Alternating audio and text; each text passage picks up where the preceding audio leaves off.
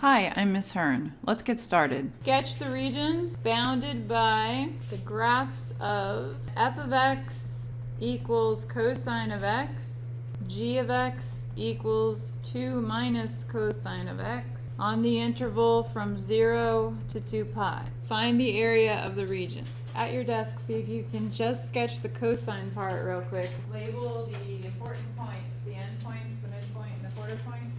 Get out your unit circle. Okay, here's my unit circle.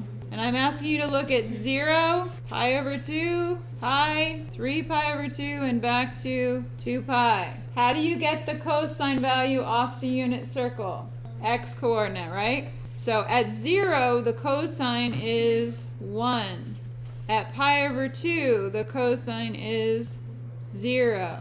At pi, the cosine is -1. At 3 pi over 2, the cosine is 0.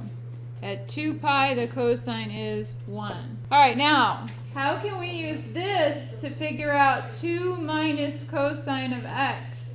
Shift it to 2 to the... No, we'll flip it 2 because it's negative, right? You move it up 2 and flip it. Yeah. Couldn't it be negative cosine x plus 2? In which order would we do that?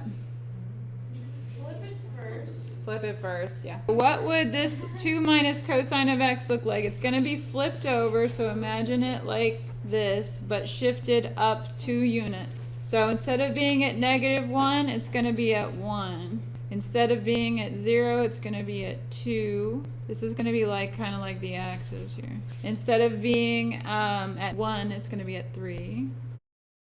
3 pi over 2 normally would be 0, so it's going to be at 2. And 2 pi is going to move up to 1. So this is what 2 minus cosine of x looks like. So I'm going to put them together on one graph. All right, we don't have to solve to find points of intersection. We already found them. Always take top minus bottom. So what would the definite integral be? 0 to 2 pi of what minus what? 2 minus cosine of x, good. Minus cosine of x.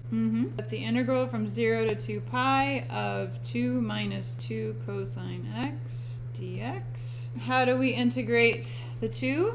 2x minus, what's the integral of cosine? 2 sine x. Evaluated from 0 to 2 pi. So we have 2 times 2 pi minus 2 times, what's the sine of 2 pi? 0, the y coordinate, right?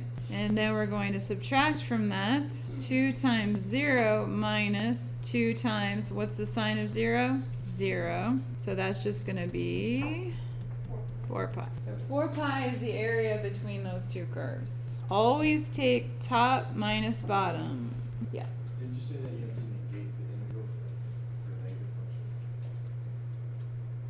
Yes. Let's go back up to this graph right here. If we were just trying to find the area between this function f and the x-axis, we would integrate 0 to pi over 2. We would have to integrate from pi over 2 to 3 pi over 2, the opposite of the function. Okay, and we would have to integrate 3 pi over 2 to 2 pi, the positive version.